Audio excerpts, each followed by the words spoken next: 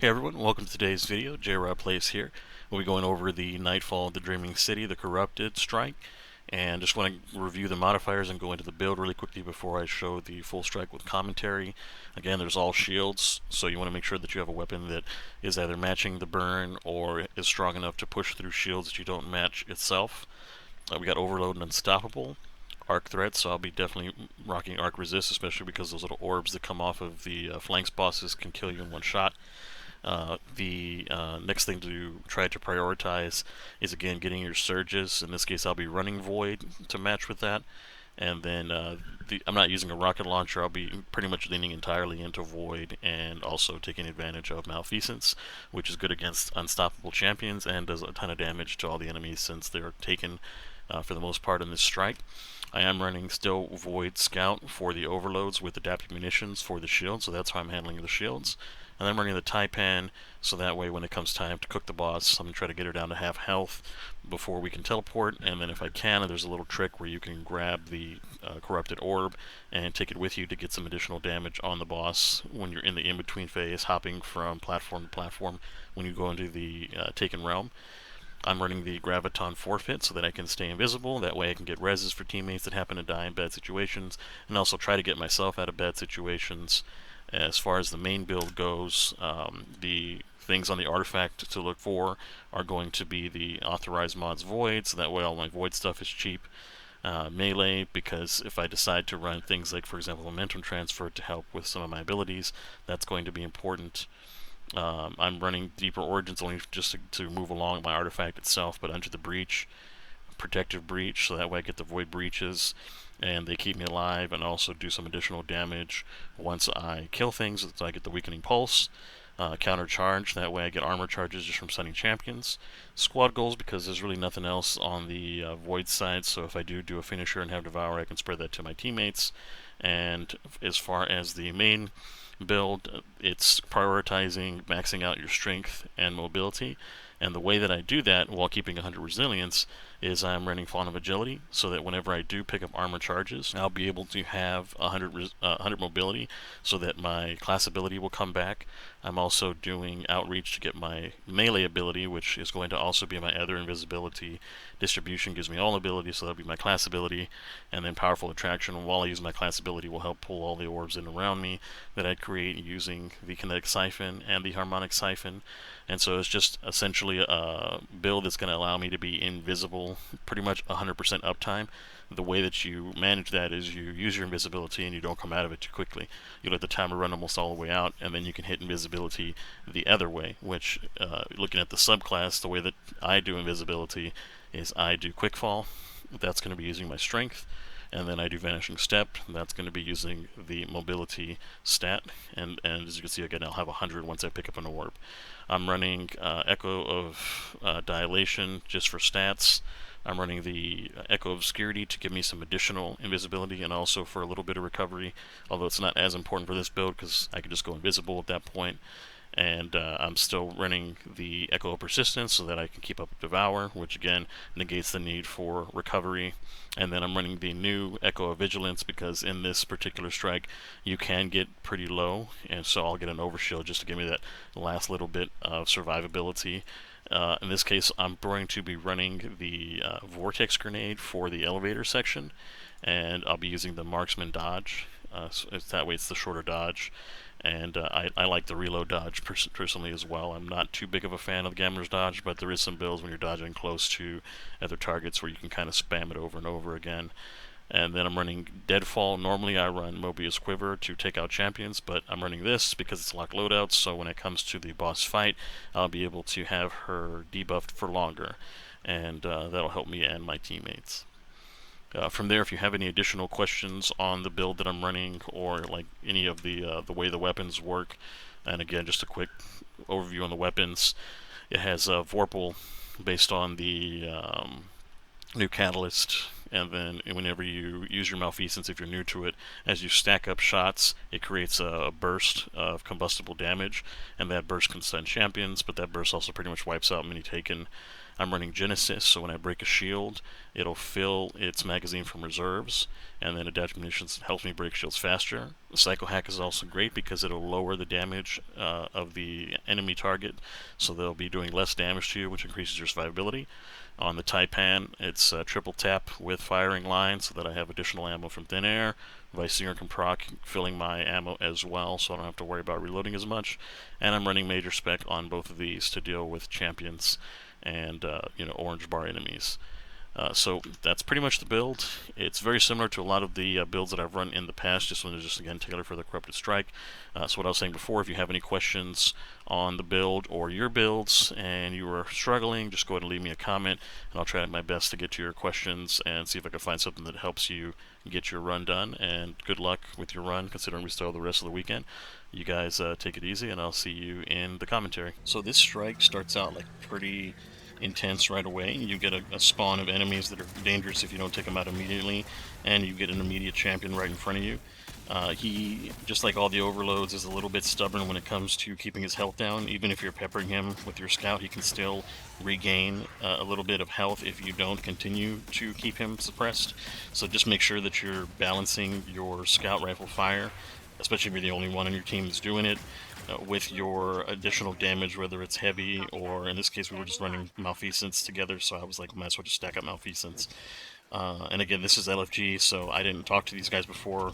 We didn't coordinate their loadouts. This is just what they happen to have, so I was adjusting based on what I saw with their loadouts. And it actually came in handy. It worked out really well if you happen to have a team that's all Malfeasance as well for the champions. Then I recommend whenever you see them firing their Malfeasance, you get in there and you help stack up Malfeasance. That way you get more explosions and you start chunking the boss just like you see here.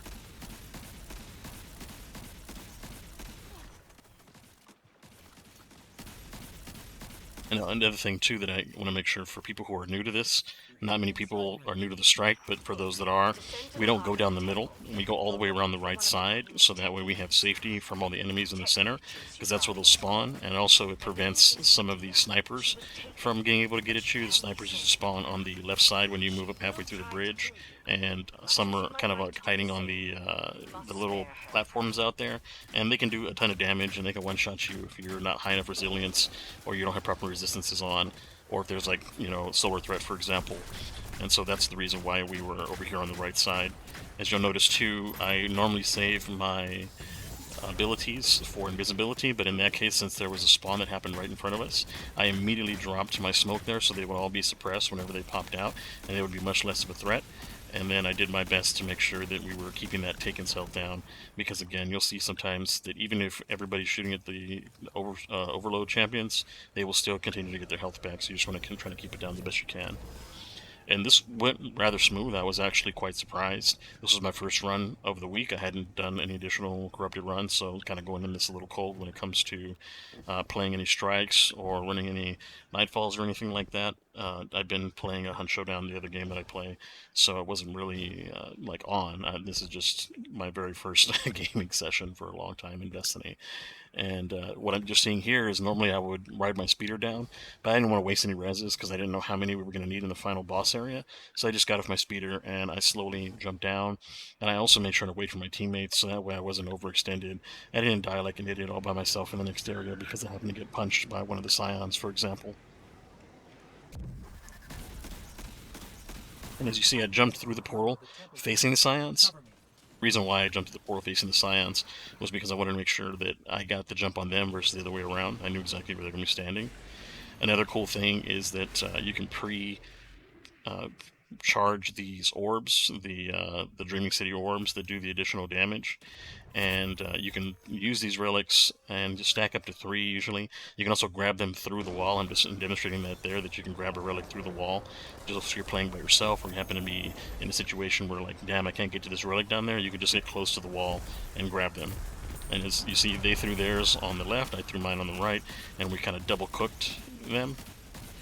And then what they were doing was, again, they may be in the same Discord because it was me joining 2 people, or they may be like on PlayStation Party, for example, and they're talking to each other.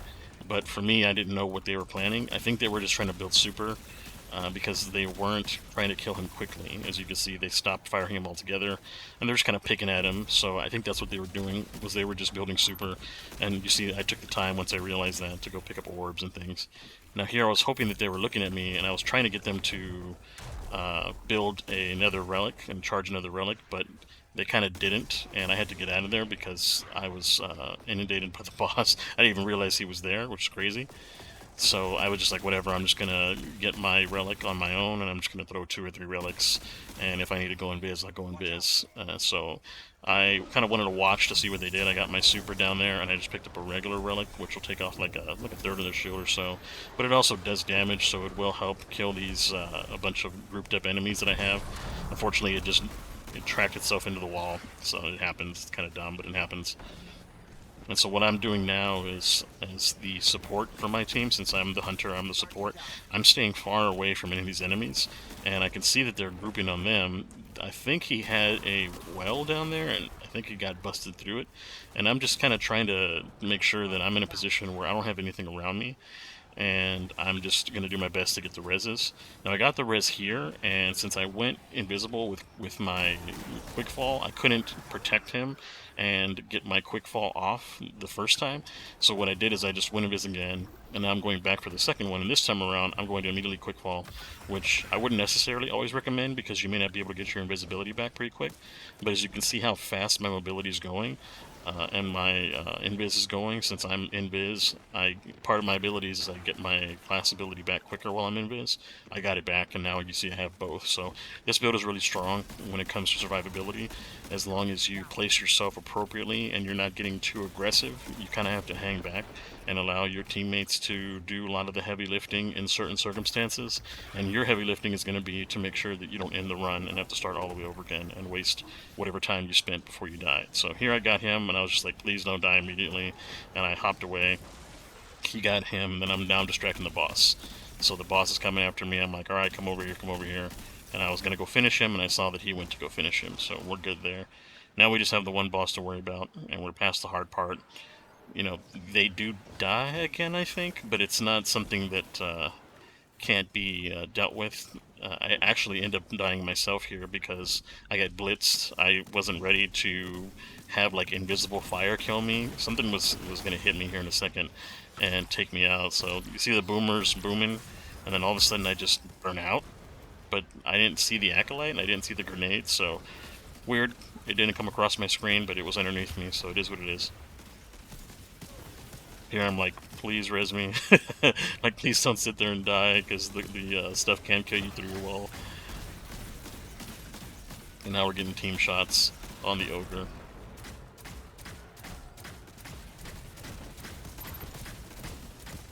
Now, based on our loadouts, it looks like they weren't rocking anything arc, so I saw it as my responsibility to take out the Knight shields, and that's what I was working on. You'll see that in the footage going forward, that any of the Arc Knights, I'm the one that's primarily taking their shields down.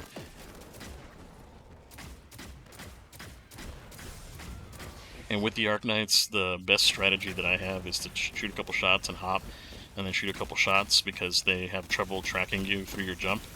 Because if you just sit there and try to tangle with them, they will kill you with their boomer shots. They go into this mode where they just have this rapid fire boomer shot, and it'll melt you. Especially if you don't have double arc resist like I do.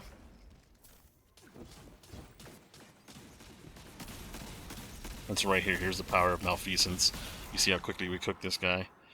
And I just grabbed this overshield just to be safe, because right now my plan is to go and engage the Ogre.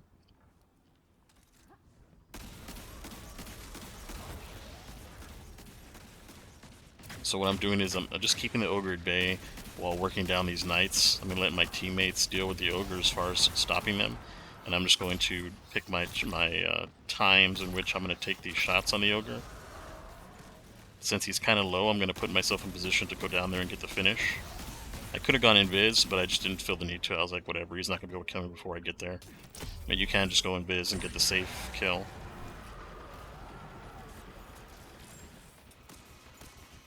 The downside of being invis sometimes is that these Shriekers won't open up when they can't see you, so I had to expose myself there in order to get the Shrieker killed. And there's Malfeasance coming in clutch. Here I'm just saving ammo because the Unstoppable's pretty much dead, so I'm just like, whatever, I'm just going to hit him with the hand cannon and let it do its job.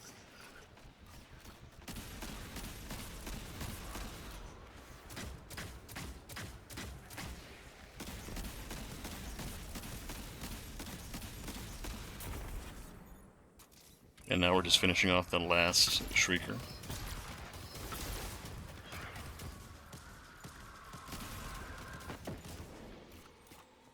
And now here I'm just working down the knights, so I'm going to sit back and I'm just going to pick at these knights. Even though my teammates may move forward, these knights are still dangerous because they still have their vertical boomers that fire the bolts. They're kind of like a shotgun shot, and they fire so quickly that they can surprise you, because 1 second you'll be full health, the next second you're critical, and then when you try to hop away, their wave like kind of goes up and has like a little bit of tracking, it feels like sometimes, and so they will pick you off if you're not careful.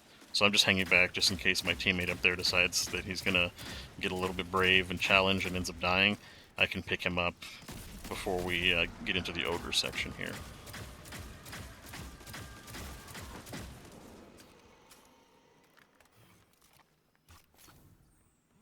So it's been a pretty chill run so far.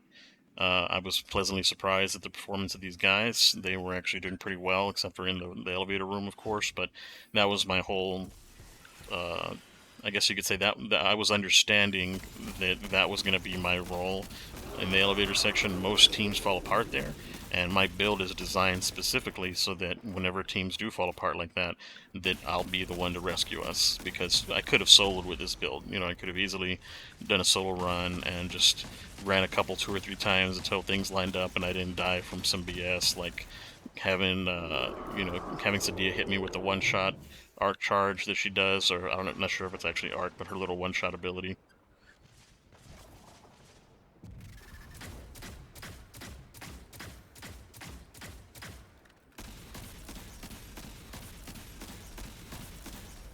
My main goal again is just to support my teammates, and that's what I'm doing here. As you can see, K-Bay moved up, and what I'm doing is I'm making sure things aren't going to be able to surround him on his left, and I'm just standing back.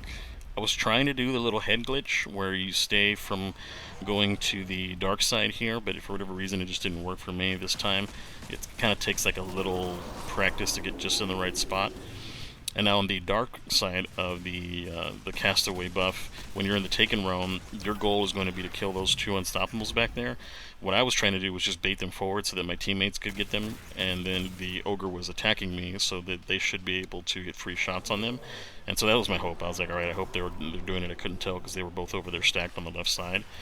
And you don't want to try to kill the Ogres fully until you get all of those champions down. You're going to have the Unstoppables on the normal realm, and then you're going to have the 2 Unstoppables on the Taken realm, and you want to make sure that Ogre stays alive while the 2 Unstoppables are down there. And normally, me personally, I like to kill the 2 Unstoppables in the Taken realm, and then kill the Taken Ogre and stay on the normal realm. They did it reverse, and so they preferred doing it where we run by the Shriekers, and since they did have another Hunter over there, they were able to get safely by the Shrieker, so I didn't have to worry about them. I could have also participated and hit them with the quick fall and help them run by the Shriekers too, but I was just kind of watching them just to make sure that I didn't have to like kill a Shrieker, for example, while they were in a bad spot, so that I can get the res on them. And that's pretty much how it worked out. Is we were able to get these 2 Unstoppables killed and in the normal realm, and then finish off what was left in the Taken realm.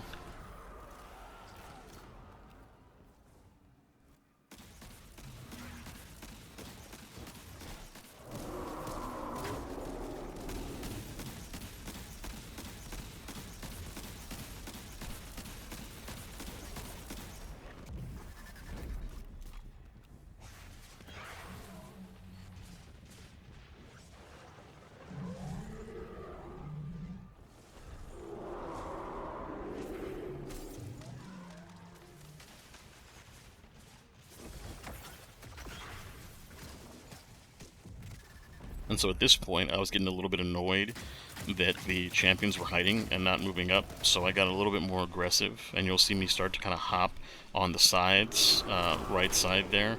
And what that does is that ends up drawing a lot of the enemies forward. So there'll be the 2 Boomer Knights, and then on the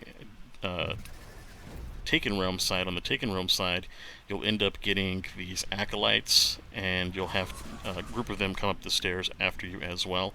And you'll see that here. So what I'm doing is I'm dipping over, and I'm trying to get shots on the Unstoppables so that they come forward. And if I need to kill a Shrieker, I will. But as soon as I see these guys, you can see I dip out because I didn't want to get any part of being surrounded. And at that point, the Taken phalanxes had moved forward already, so I'd already kind of done my job of drawing them forward. And on the next castaway, I'll try to move up again and try to get in position where I can actually do some damage to them and stun them. And I start dumping some heavy here,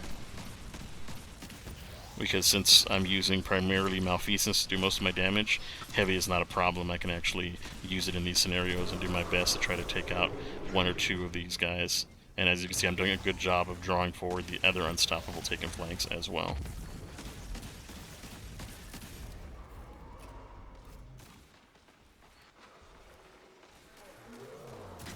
Now if you see what I did there, I saw that the timer was going down and it was going to expire, so I actually threw a grenade. It was going to last longer than the timer, that way I could do damage to the Taken flanks unstoppable while it was still in the other realm.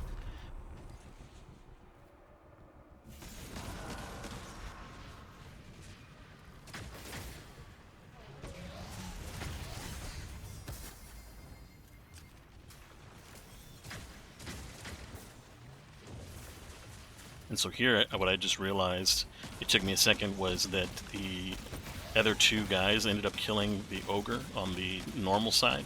And so because of that, we're stuck in the other room. There's no more castaway. And so that's why the Unstoppables are pushing up much further. We were able to get all the champions from the normal side, and now we're stuck. And so what we're going to do now is take out as quickly as possible. Once I kind of realize, okay, we're not going anywhere, we're going to kill this Irun as fast as possible.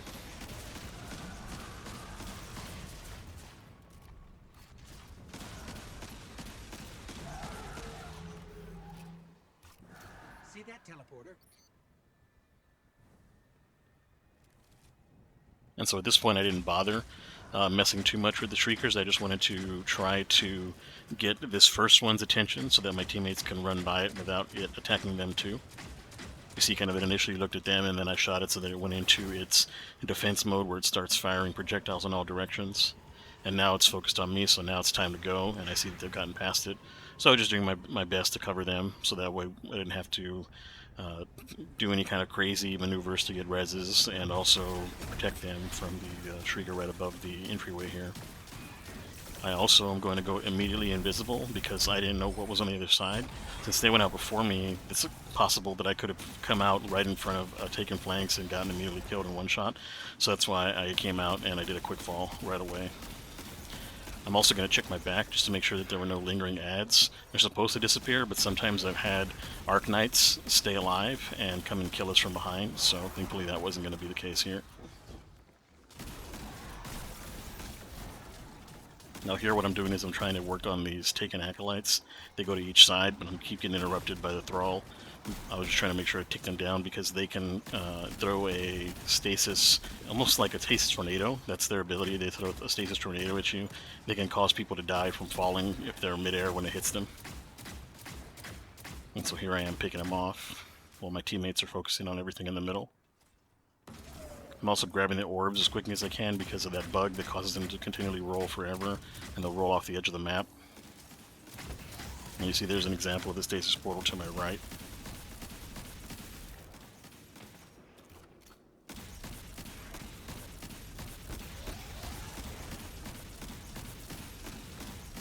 You know, here I'm not worried about this unstoppable Taken pushing up, because if it does get close enough, I was just going to hit it with a finisher and go invis.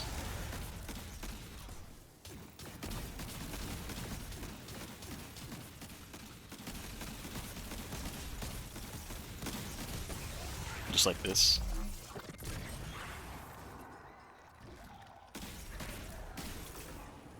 And here what I'm trying to do best is to keep these two overlords from getting their health back while my teammates are working them down.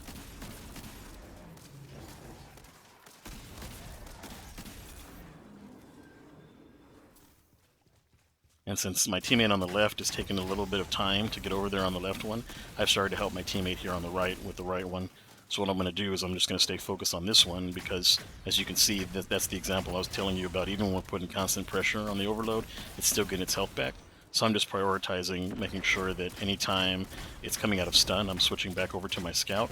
I'm making sure my scout is reloaded ahead of time, so that way as soon as he comes out, boom, I'm hitting him with the scout because he's going to try to fall behind the boss, and he's also going to try to get his health back through the damage that I'm providing. I was tempted to kind of get out there and finish him, but I didn't because I just didn't want to get one shot by the boss.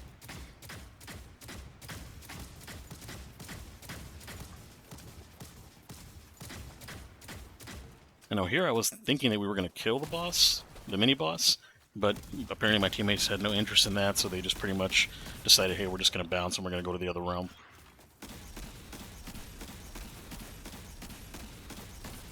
And so I kind of did my job. I kept the boss's attention while the teammate who couldn't go invis was able to sneak by him.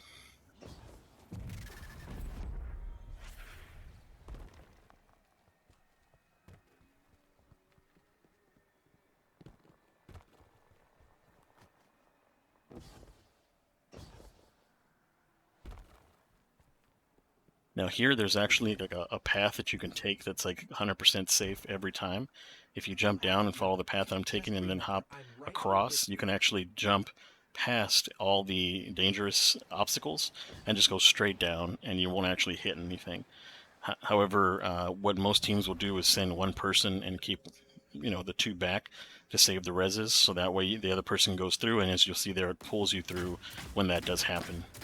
So now that I'm back out of it, I'm actually prioritizing taking the shields down of the enemies because I'm running a void scout. So the shields obviously here are going to be all void, and I'll do my best to pop them for my teammates.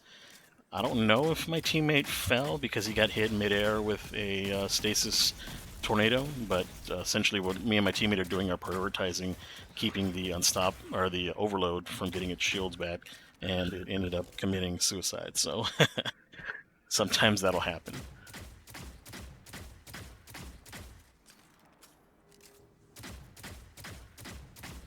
And you can see there now I'm popping all the shields, and I really do enjoy how the mechanics were built around the shields, where if you pop one in the vicinity of other shielded enemies, it pops all their shields. It's a very powerful maneuver that you can pull to make sure that when your teammates get there, there's no shielded enemies and they can take them out quickly. I was also taking an angle to where no matter what, the enemies couldn't just hide behind some object because I was on the left and they were going to be on the right. Here, pretty much the same thing. I was actually pleasantly surprised at how many times the other hunter was able to get his super back and how quickly he was able to get his super back, because it kept me from having to waste mine. I could save mine kind of for the alternate. And at this point I was really kind of thinking about saving mine, just period, because I wanted to save mine for the boss. But then as I was thinking about it, I was thinking, well, I don't really need to because he's going to probably have his to alternate with me. So I was able to then decide, okay, I'm going to maybe use it more liberally with certain ads coming up.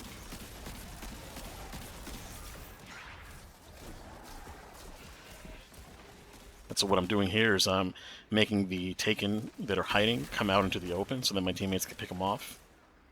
And while they're focused on me, they basically can get free shots on him. Now in this section, what you want to try to do, if you can, is you want to try to pick off the Taken that can shield up the Vandal. And you want to keep the Vandal from getting the shield up, because if not, then that happens there where you see that the overload is kind of getting all its health back. But it didn't matter, we were able to slide it in a good position, and I was going to make sure that no matter what, it was not going to get away from us. There, you got to be careful not to jump into that little stasis area. As you see, if I would have jumped through that, it would have slowed me and then sent me straight to my death, so I made sure to go around it.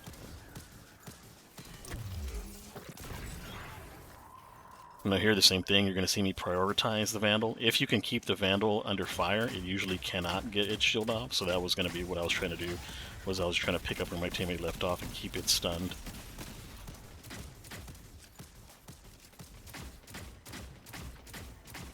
Same thing here. This is a spot where the Taken Hobgoblin can kill a lot of teams. He's dropping all those little stasis tornadoes there. Just try to make sure you avoid them as you're jumping across, because you'll end up going straight down and dying, wasting reses.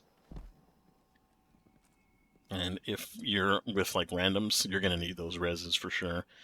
Even though everybody, for the most part, should have the strategies down of these boss fights, there's always going to be mistakes. And if you're the player that you know, like you're a seasoned player, you kind of need to play your life, and you need to play responsible, so that these other two players that you're helping out can make it through and get their, you know, they're clear.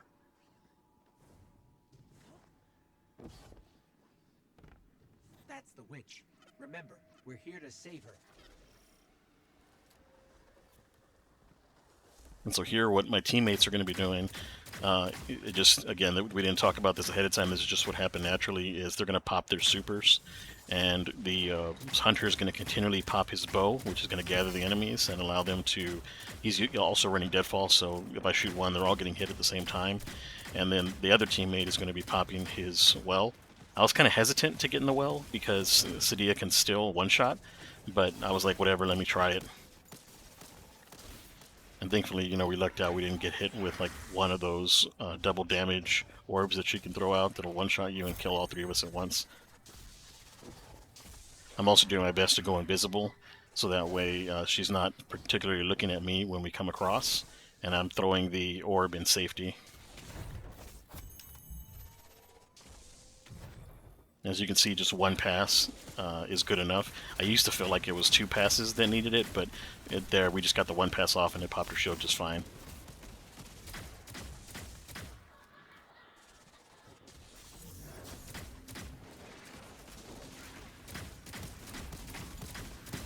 And so here we are repeating the same strat, basically having healing, and then on top of the healing having the bow.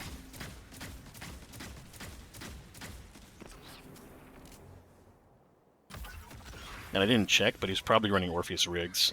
That's probably why he's getting the deadfall so much. Now I moved up here because I was confident that I would be able to kill the knight no problem, and that way I can grab the orb.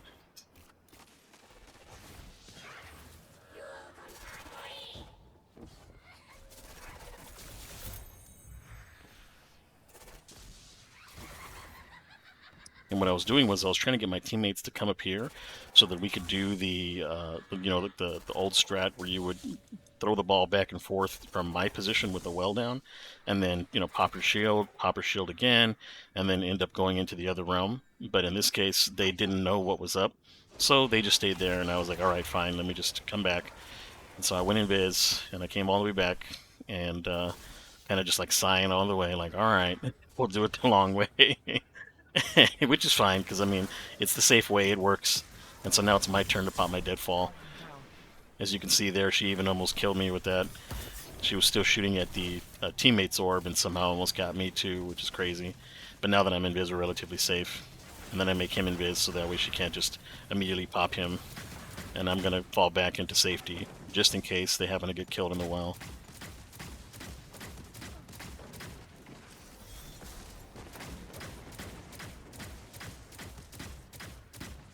And there I am chasing the orbs, because again, they're trying to fall off the edge. Ooh, that was close. I almost died there from that double damage orb that she shoots.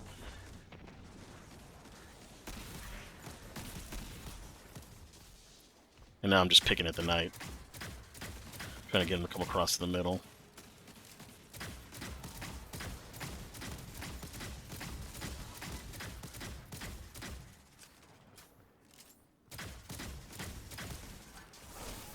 Same thing, since there's only one knight, I'm just going to move up. If I need to kill it, I'll kill it.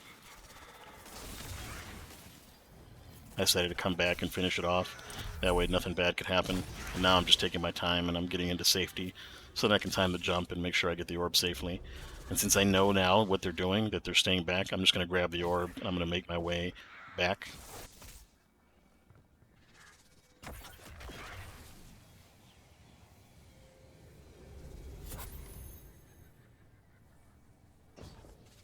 And if you want to be safe here, you can just dodge and go invisible again and just pick back up the relic again. But I was like, whatever, I'll know I can make the throw. So that's what I did.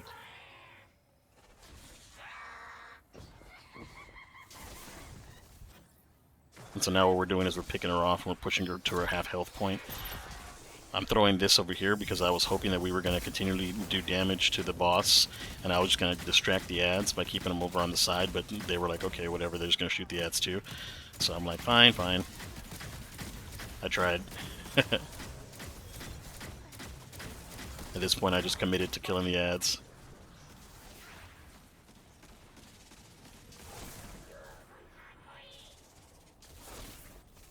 And again, like before the burn strat came up, where you could, blow her shield up on one side and then blow her shield up on the other side, this was the traditional way to pretty much get it done while still staying back here on the platform.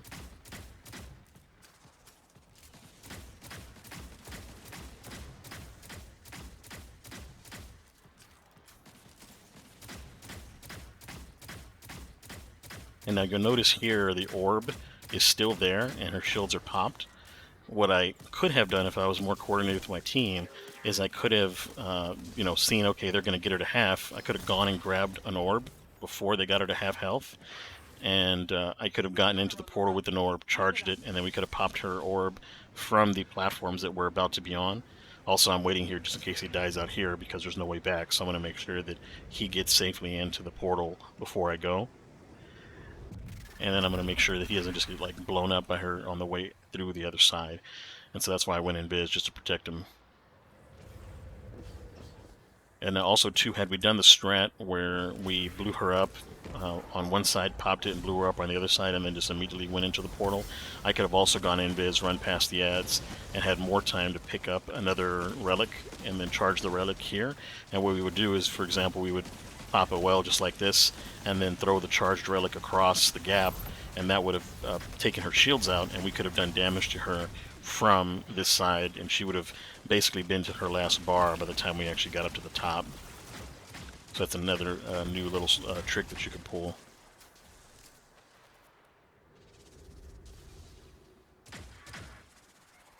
And so what my goal is now is to just not get hit by that little taken explosion that she does, the eviscerating hex, at all, because this part, for whatever reason, is also the most instances that I've seen of people getting one-shot by those things. It's just like the game decides it's going to cheat at this point and hit you around corners with that thing. So I'm doing everything I can to make sure that I'm within cover when she begins charging that up. And I'm also trying to make sure that these ads can't just sit forever and stay in position. Now you'll notice what I did there is whenever she popped me up, I knew that her blast was going to be coming to push me off the edge. And so I did my quick fall to kill the momentum so that way she couldn't push me off the edge. And unfortunately, you can see that it still has its ability to boop you even through objects, which is ridiculous.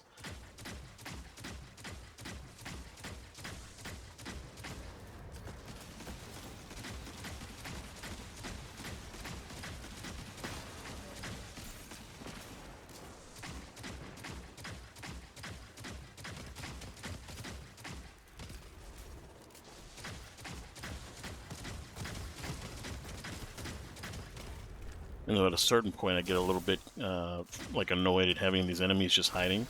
So what I'll end up doing is I'll end up sometimes hopping across when that happens. Thankfully, the timing was really nice of that rocket. I was able to pop the Knight's shield, and he got the rocket off simultaneously. And so we took out the Knight, which is one of the more annoying enemies because it's really tanky, and it can kill you pretty quickly, and then it can also kill you behind cover with its flame. And so once I see that the Vandal is out, I made sure to dodge so that that shot can't hit me. And now that I know that the Unstoppable is by itself, my plan is I'm just going to hop across when it's safe, and I'm just going to go after it. Make sure that it can't hide, and also make sure that it's going to be not able to take a res away from us by killing one of my teammates. And so there, thankfully, they were able to kill it from distance. I didn't have to finish it, but that was my plan. I was on the way to hit my finisher. Now here, I'm just waiting for my teammates since they're a little bit behind me. I want to make sure that when we go up to the top, we go up together. We weren't super coordinated at this point. This particular section went pretty badly for these two poor guys. But it's fine because, again, like I said, I was prepared for this with my build. This was basically why I built my build for these moments. And what you want to do, ideally, if you're either support or if you're a team and you're talking to each other, is as soon as you get across, you just want to absolutely nuke all the ads with AoE so that the ads cannot come up. So if you've got like, you know, your Volt, you want to jolt them. If you've got like a Volt shot going, if you've got your abilities that can jolt, you want to do that too. As you can see there, I'm laying down my Deadfall as cover fire because these Scions are what's going to kill you, and the Captains, more than Sedia. Sedia can boop you off, so you want to try to keep your feet on the ground as much as possible. You don't want to be caught in the air when she's doing her boop attack, because you can't change your momentum unless you're running with a sword. And so that's what I'm doing. I'm grabbing everything that I can for survival, so I grab the Rift, so that way I have an overshield, so that I can rotate. As you can see, I see that she's popped. I hear everything spawning to my left, and so I throw the nade there to protect it. As you can see, I did my best to try to avoid getting hit by that boop because I knew it was coming. And now here what I'm trying to do is I'm trying to take the captain's shields down so that my teammates can picket it, and they just weren't. They were shooting at the other captain, so I just said, okay, I'm just going to disengage. I'm going to shoot it when I can, and if I can't, then nope. So then I saw the stuff spawning in, and I was like, if I come out of invis right now, I'm dead. So I already knew, since we lost control of the spawn, and we lost control of the whole platform, this is where the deaths were going to begin. And I was like, all right, I'm just going to stay in Viz. I'm just going to do my best to elongate my ability to stay in Viz, which is why I did that. And I went and got the finish. And now my dodge is back, and so I kind of bought myself a little time. I was a little thinking ahead. I probably should have waited like a second or two more before I did that finisher to let them spread out more. I was kind of risky because I could have gotten double punch there. Thankfully, I didn't. Also, Sedia could have popped me with her one-shot orb. Just got lucky there. And here I am just trying to get damage on this knight, and it's just not going well. So I'm like, alright, I'm going to stay around the corner because sometimes the knight keeps firing. And here I'm getting this res, and I'm just going to bounce. As you can see, Sedia was trying to kill me, and I just made sure to get myself in a position where she couldn't knock me off, which is what I did there. And again, I just got the res, and I'm turning around, and I'm like, really, guys? But that's how it is with LFG, so that's why you, if you're watching this video, have to be prepared so that you can handle this.